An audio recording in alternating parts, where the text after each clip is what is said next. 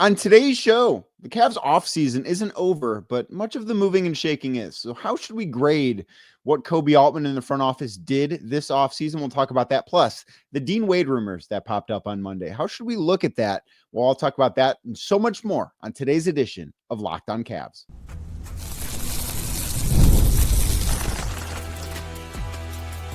You are Locked On Cavs, your daily Cleveland Cavaliers podcast. Part of the Locked On Podcast Network, your team every day. What's up, everybody? My name's Danny Cunningham. You might know me from my time covering the Cleveland Cavaliers, places like my Substack, The Inside Shot, Cleveland Magazine, 92.3 The Fan, and a number of other stops along the way. I want to say thank you to you for making Locked On Cavs your first listen today and every day. You can find the show anywhere you get your podcasts, Apple, Spotify, or anywhere else. Make sure to drop us a 5-star rating, leave us a nice review, and of course, be a friend. Tell a friend about Locked On Cavs. Make sure you're subscribed. Make sure a friend is subscribed as well. And if you're watching the show on YouTube as we get started here, do us a favor, hit the thumbs up button for us, click subscribe, and hit that notification bell so you don't miss the latest Locked On Cavs content, a proud part of the Locked On Podcast Network, your team every day. The NBA offseason isn't over. We still have a long time before basketball begins. We have right around 65 days until media day in late September, early October, maybe closer to 70 days. Don't have the exact counter, but I know it's in that range. And a lot of the moves that are going to be made have been made. Now is the time of year when a lot of guys in front offices across the leagues are going on vacation. After summer league, there typically is a lull. It doesn't mean that all of the moves are done happening. There might be some big moves that still happen. If you think back to a couple of years ago, the Cavs made one of the biggest moves in franchise history in early September when they traded for Donovan Mitchell. But I would not be surprised if we go a little while now before something significant happens for the Cavs, because, and I think that you can say that about a lot of different NBA teams. Of course, there are a few restricted free agencies that are still floating on around out there. The Cavs are not going to be involved in any of those. It's not where they're at financially right now. They cannot be in that space. So for all intents and purposes, and I talked about the 14th roster spot on yesterday's show and the Victor Oladipo stuff and who could potentially be the last guy that the Cavs sign. And, Naquan Tomlin might factor into that a little bit. And if so, the Cavs would then probably have two-way slots to fill. I would imagine that they would like to fill their third two-way slot. And maybe that is something that does happen soon. But the majority of the significant moves for Cleveland's offseason are over and done with. Their offseason maybe isn't 100% complete, but it's like 85 to 90% complete in terms of what transactions have taken place versus are going to take place. So to recap what this offseason has been, the first move that the Cavs made was trading Isaac Okoro to the Chicago Bulls for Lonzo Ball. There was no draft compensation either way in that deal, which I certainly find very interesting and a good thing for the Cavs. They then signed Sam Merrill to a 4-year contract worth $38 million. I believe that final figure was. They signed Larry Nance Jr. to a veteran minimum contract, 1 year, $3.6 million. They allowed Ty Jerome to walk in free agency, where he joined the Memphis Grizzlies on a 3-year deal worth, I believe, $27 million. Really, it is a 2-year contract with a player option on the 3rd year. They then drafted Tyrese Proctor, number 49 overall. They drafted Sal Niang, number 58 overall, although Niang is not going to factor into this season. So he really does not factor into this show because he does not have any effect on what the Cavs are going to look like next season. And then lastly, the most recent move that the organization made was extending Kobe Altman and the rest of his front office staff through the 2030 season. That is a pretty significant offseason. Now, the Cavs were never going to be a team in this space unless they wanted to trade Darius Garland or Jarrett Allen, one of which I thought would have been a good idea, one of which I would have thought was a bad idea. And if you listen to the show, you know where I come out on those two issues. But for the Cavs to make a big move this summer, they were always going to have to part with something of big significance, right? They could not play in the Kevin Durant space where they could acquire Kevin Durant for not very much, which is exactly what the Houston Rockets did, because they gave up Jalen Green, who I don't think is a very good player. Dylan Brooks is a fine player making a little bit of a bloated salary, and they gave up the number 10 overall pick, which originally was property of the Phoenix Suns and sent to Houston by way of Brooklyn in a different trade. The Cavs were not going to be able to compete in those spaces. If they were going to make a big change to drastically turn over this roster, Darius Garland was going to need to be traded. Jared Allen was going to need to be traded. They were going to have to look significantly different. So without making major changes, I do think it's fair to evaluate in a positive way what this organization did. And of these 6 significant moves, and I will call extending Kobe Altman a significant move, I think it's hard not to like most of them. And I think the one that is the most controversial is the contract that Sam Merrill got, when it is, because I don't think that is a move that can be looked at in a vacuum. I think you need to look at that Sam Merrill contract and say, okay, well, the Cavs, to at least some extent, picked Sam over Ty Jerome, because as we know, after Sam signed that contract, or agreed to that contract, not signed it, but agreed to it, the writing was pretty much on the wall that Ty Jerome was not going to be back in Cleveland, that he would be playing basketball next season somewhere else. So with that in mind, I think that is the one that is most worthy of discussing first. And I do want to get to all of them to some extent, but I am very interested by how that process played out, because Sam making that money, I think, is about right for him. It's maybe a little bit more than I expected him to get. I thought he would be looking at a deal around 3 years, $21 million, or, maybe 4 years, $28 to $30 million, because I did make the comment on the show that I expected Ty Jerome to get roughly twice what Sam Merrill was going to make. And it turns out that those two guys were right in the same ballpark, where Sam's average annual contract is a little bit more than what Ty Jerome's is. And I do think that the Cavs probably were operating in that same mind space. I think that they thought Ty was going to be able to get more than the $9 million he got. There was a rumor floating out there that there was a mid-level exception offer out there for Ty Jerome that obviously proved not to be true, because if it were, Ty would be making $14 million this year, and Ty is not making $14 million this year. Now, whether or not that was something that was said to the Cavs, I don't know, but it was a rumor that various people heard. It was something that I kind of operated on. Okay, maybe the Cavs are not going to pay Ty that much money, and I don't know that $14 million would have been a good price for him. I think the contract that he's on with Memphis is a very fair one. But I do think too, and the one thing that, after talking to people in Las Vegas last week at Summer League, the one thing that I kept hearing about Sam's contract is we sort of underplay the value of movement shooting, right? Because Sam is a very good shooter. I think he is probably the second best shooter on this team behind Darius Garland, just from pure shooting ability from the outside. But his numbers aren't going to reflect that because of the difficulty of shots that he's taking. And he is the one of, I think, 2 guys on this roster that is somebody defenses are going to chase around very, very, and it's a very hard thing to do. They're going to chase him around. They're not going to give him airspace, and the Cavs are going to run him off of screens. They're going to put him in different positions. He's not just a shooter that is going to stand in the corner, right? Now, Sam can do that, but Sam can do so many different things, and that is why he has such a significant gravity. The way that I look at Sam is a smaller version of how the Cavs, when LeBron was here, utilized Kyle Korver. Now, Korver was 6'7" or 6'8" and one of the best shooters in basketball history. I'm not saying that Sam is as good as Kyle was, because I don't believe that to be true, but I think the style of player in which they are is very similar. And that's how I think you have to think about this, where if you look at somebody like Isaac Okoro, for instance, who did improve as a shooter, was a standstill shooter, and that is not nearly as valuable. And that is kind of one of the things that I think when you think about the contract that Sam got, I do think that we need to be reminded of a little bit, that movement shooting is just inherently valuable. And that is part of what makes Max Strus valuable. And of course, Max is a little bit bigger than Sam, and he does some of the connector stuff and playmaking stuff that Sam certainly doesn't do. And that is why Max's contract is much bigger than what Sam's is. But I do think that is something that helps to explain exactly why Sam was able to get that amount of money.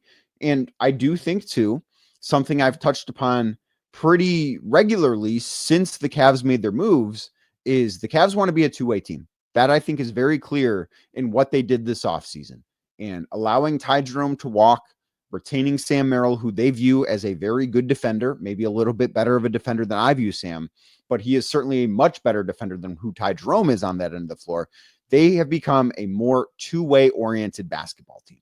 So while I don't know that you want to necessarily give an A+ for the contract that Sam Merrill got, just like I don't think you're giving an A+ to Kobe Altman in the front office for picking Sam over Ty Jerome or just letting Ty Jerome walk, period, I do think it is something that is not I don't think it was a bad outcome for the Cavs. Ty had an awesome season. I think the contract Ty is on with Memphis is a very fair one. And I think that he's going to have a very good time in Memphis and have a very significant role and play very well.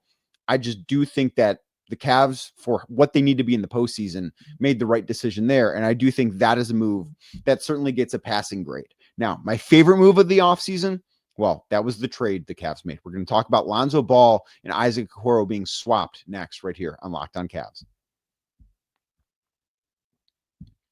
Today's show is brought to you by Monarch Money. Do you ever look at your bank account and wonder, where did all my money go between dining out, subscriptions, all these things that you've got going on? That bank account might be a little bit lighter than what you want it to be. Whether you're trying to grow your savings or planning for a big purchase, you need to maximize what your dollars look like. And Monarch puts you in the driver's seat while doing that, because it's like having your own personal CFO, giving you full visibility and control over what your finances look like. Monarch Money, more than just a budgeting app, it's a complete financial command center where you can track all your accounts, investments, and spending right in one place. So in addition to managing your money, you're also building your wealth. Maybe you're somebody that's going to be opening up a joint bank account with somebody else very soon. That can be a bit of a scary endeavor. Maybe you've never done it before. Maybe you've never had to worry about someone else's finances along with your own. That can be stressful. It can be scary. Monarch can make those feelings go away. Monarch Money can make that process painless, simple, and easy, because you will be in total control of your finances. So right now, if that sounds good to you, head on over to monarchmoney.com and use code LOCKEDONNBA. That is LOCKEDON NBA at monarchmoney.com for 50% off your first year. Again, monarchmoney.com, code LOCKEDONNBA for half off your first year.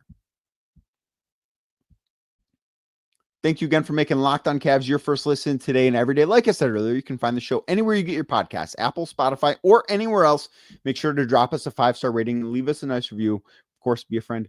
Tell a friend about the show. My favorite move that the Cavs made this summer was trading Isaac Okoro for Lonzo Ball. I think this was the best move Kobe Altman made, and I think it is the one that could have the biggest impact on whether or not the Cavs win the title next June. And I think this because a lot of what I talked about with the Sam Merrill situation, turning one-way players, which Ty Jerome was and Isaac Okoro was, of course, on different ends of the floor, into two-way players. That's what the Cavs did with this trade. Now, of course, there are risks that come along with Lonzo Ball being a significant part of your team because of all the injuries that he has dealt with. That is the thing that you need to say. That is the caveat that has to be given. Every time I talk about Lonzo Ball, I have to say, if healthy, because unfortunately, that's what his track record in the NBA has looked like. He has played 70 games over the last 4 years. But I think that of all the moves the Cavs could have made and all of the fake trades that were out there that included Isaac Okoro, because I know we talked about a lot of them and they floated around on social media for what felt like forever. I think this was the best one because it gives the Cavs a little bit of insurance in the backcourt spot, with Darius Garland being a question mark with his injuries as well. It eliminates a one-way player from the rotation in favor of a two-way player from the rotation.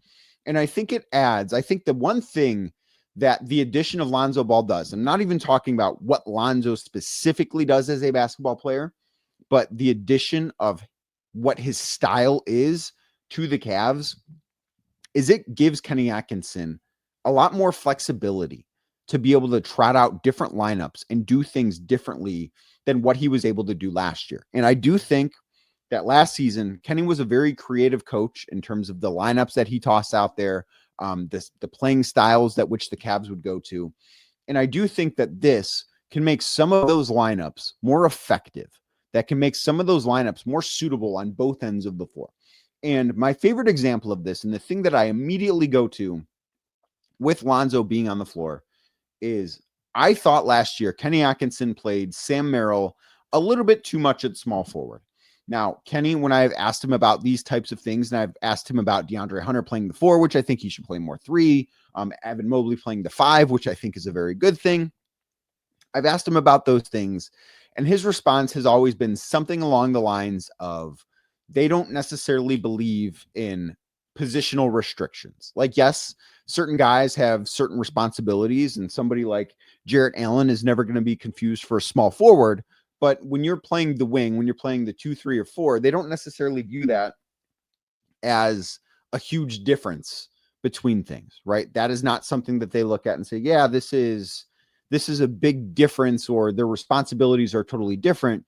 But I do think it depends like who you're guarding on the other end of the floor. And with Sam Merrill playing the small forward as frequently as he did last year, it's something that I look at and say, okay, well, I like the 3 guard lineups because I do think those lineups are very effective. But now with Lonzo Ball sliding into one of those guard slots, he is somebody that can defend small forwards certainly more effectively than how Sam Merrill can. And I think that this allows Sam Merrill to play in position more. And I think it allows the Cavs to be better on both ends of the floor because of that specific move. So if there is a move, there are 2 moves that I look at and say, you know what, Kobe Altman gets an A for this. I think this is one of them. And I think this is the one I'm most confident he deserves an A for, because with Lonzo, he is somebody that can be an impactful playoff player. We have not seen it because he has not been healthy when his team has been in the playoffs before. But I do think that his playing style is something that should translate pretty well into the postseason. And I think being able to change out somebody who is not a playoff player in Isaac Okoro for somebody who is a playoff player in Lonzo Ball without having to give up any draft compensation should be viewed as a pretty significant win for Kobe Altman, the Cavs, and just the front office as a whole. So I think that is the move. If I'm going to give an A+ for any move, any transaction that the Cavs made this year, I think it's that one. And the move that I think I like the next most is signing Larry Nance to a veteran minimum contract. And I talked to a lot of people in Vegas last week when I was there for Summer League. And Larry Nance, the move to sign Larry Nance, while it's not the flashiest move, it's not the sexiest move, we're talking about the 3rd big man on our roster, is one that a lot of people thought was a very good one. And if the Cavs were going to offer Larry Nance Jr. the minimum, which is the only thing they could offer him, he was going to always come back to Cleveland on a minimum before he went anywhere else on a minimum.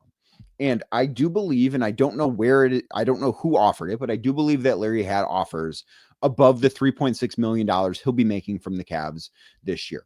Now, I don't know if it was the biannual exception or the taxpayer mid-level exception, but I do believe that he passed up on some money to be back in Cleveland because this situation is the one that he wants to be in. He wants to be home. He wants to be playing for this organization. And truthfully, after listening to what he said when he met with the media a couple of weeks ago, I don't know that there has ever been anyone that has been happier to play for the Cleveland Cavaliers than Larry Nance Jr. I think that's a really cool thing. Of course, that doesn't win basketball games, but he does do things that I think can help the Cavs win basketball games.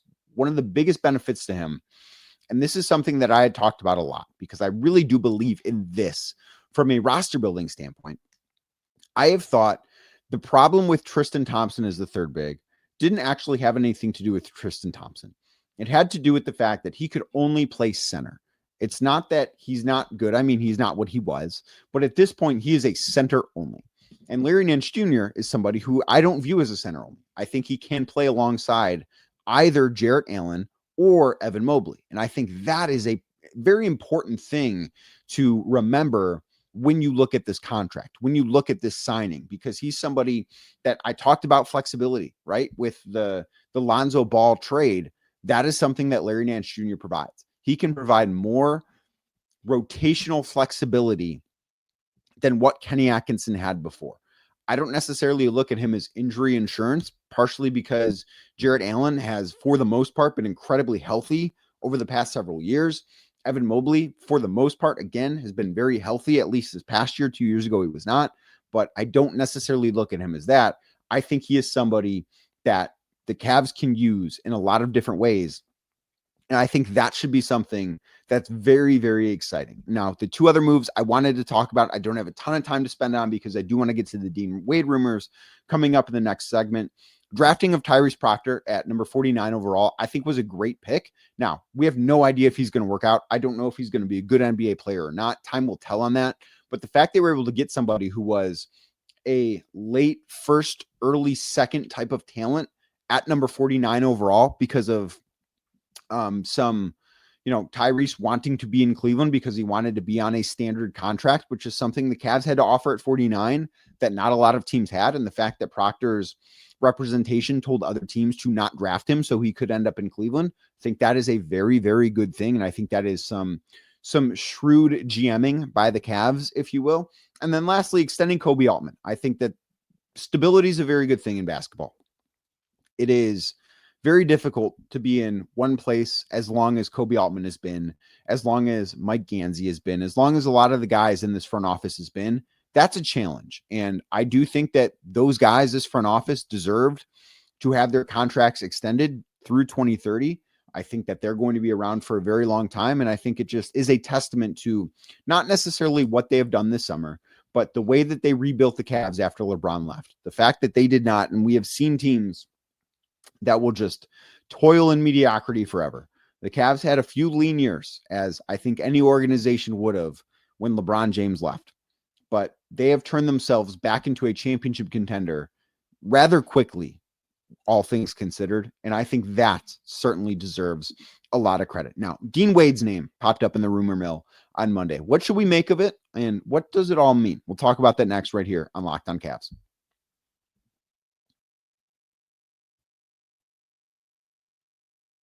So it was reported on Monday by Clutch Points that the Houston Rockets approached the Cleveland Cavaliers about trading for Dean Wade prior to the start of free agency. So this is not a new thing. This is not, the Rockets tried to trade for Dean Wade this week. This was something that happened prior to them signing Dorian Finney-Smith to their full mid-level exception at the start of free agency a few weeks ago.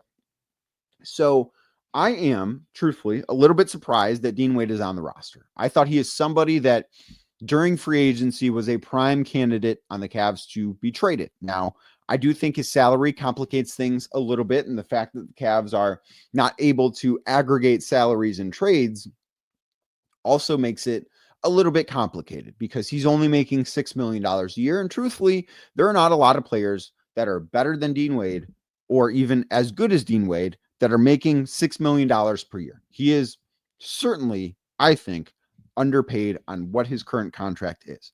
Now, the other part of this rumor from Clutch Points is that the Rockets were willing to give Dean Wade an extension for the full mid-level exception. Now, I'm not sure that that would be allowed because of what he makes right now, and you're only allowed to sign for so much more than what your previous contract was unless you renegotiate and extend, which the Rockets are not in a position to do because of what they don't have salary cap space, which you need to do in order to renegotiate and extend, a la what the Memphis Grizzlies did with Jaren Jackson Jr. this year.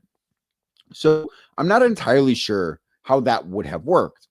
But I also did think about this and say, would Dean Wade make sense at the full mid-level exception? Now, if the Cavs do decide that the answer to that question is yes, they could give him next summer the full mid-level exception when he is a free agent. I would not anticipate that happening. I don't think that he would. I do not think that the Cavs would give him that much money. And I don't think, truthfully, for any team, it would be smart business for Dean Wade to be on the books for $14 million per year. And I think Dean is a very good player. I think he is somebody that has kind of bounced between overrated and underrated throughout his career. It's funny how that works. That guys are very rarely ever properly rated. But Dean is a great defender. He's somebody that is very positionally flexible, as I've talked about a lot in this episode with other guys. He can play the 4, play the 5, you can even play the 3. But the thing that just often comes to my mind with him is that I do not think, for as good of a shooter he is and as good of a defender as he is, because he's very good at both of those things, I don't think he's aggressive enough offensively to warrant the full mid-level exception. And it's not that he's a bad player, because he's not a bad player. Dean is a very good player. It's just that I think that if he were a more aggressive basketball player, and I don't know what it's going to take to bring that out in him because we haven't really seen it yet, If Dean were a more aggressive basketball player, if he were somebody that was a more willing shooter for as good of a shooter as he is, and of course, nobody's comparing him to Sam Merrill or, as I talked about earlier, Kyle Korver or Ray Allen. Like, that's not the type of shooter he is. He's a 36% three-point shooter, 37% three-point shooter for his career. But the issue is that he's a good shooter that doesn't take enough of them. That is the problem with Dean Wade. When you look at it right now, per 36 minutes, he's only taking 6.4 threes per game this past year. And in his position, that number needs to be closer to 8 or 9. He needs to be shooting the basketball much more frequently than he does, because if you watch the Cavs, you know that teams will ignore Isaac Okoro when he was on the team offensively because he's not a good shooter, and they're fine with him taking those shots. There are teams out there, and this is not every team. This is not as drastic or as visible, I think, as the Okoro stuff. But I do think if you watch the Cavs when Dean Wade is on the floor offensively, you'll notice, and you do have to watch close to see this, teams will not be super aggressive in the way that they defend Dean Wade. Now, why is that? It's because he's not aggressive enough as a shooter. It's because they don't necessarily believe that he's going to catch the ball, go up and shoot it quickly. That he's somebody that I think is a little hesitant sometimes to make decisions on the floor. And I just don't know if that is something that is good enough, right? Like, I think that if he were more aggressive, if he were less hesitant, he'd be worth that full mid-level exception without a shadow of a doubt. But I just don't know that he's a useful enough offensive player in the postseason because of that hesitancy to really warrant that sort of deal. I would be surprised if he gets that amount of money next year. And if he does, good for him. But I just don't know that the Cavs should be in that sort of business when they are financially in the spot that they are right now. I do wonder, too, what was talked about coming back from Houston in that potential deal. The big issue with it is, as I mentioned, Dean Wade only makes $6 million. So you have to look at the Houston Rockets roster and say, well, they've got some good players that would certainly make a lot of sense in a trade for Dean Wade. But how many of them make $6 million or less? That ultimately is something that I do think probably stopped Dean Wade from getting traded. Not that he made too much money, that he didn't make enough money for the Cavs to find a real partner. So at this point, I would expect Dean Wade to be on the Cavs when the season opens up. And thank you for making today's edition of Locked on Cavs your first listen. Thank you for making Locked on Cavs your first listen every day. You can find the show anywhere you get your podcasts, Apple, Spotify, or anywhere else. Make sure to drop us a 5-star rating, leave us a nice review, and of course, be a friend. Tell a friend about Locked on Cavs. Make sure you're subscribed. Make sure a friend is subscribed as well. And if you're watching on YouTube as we get out of here, do me a favor. Hit that thumbs up button for me. Click subscribe and hit that notification bell so you don't miss the latest Locked on Cavs content. I'll be back tomorrow talking more about the Cleveland Cavaliers.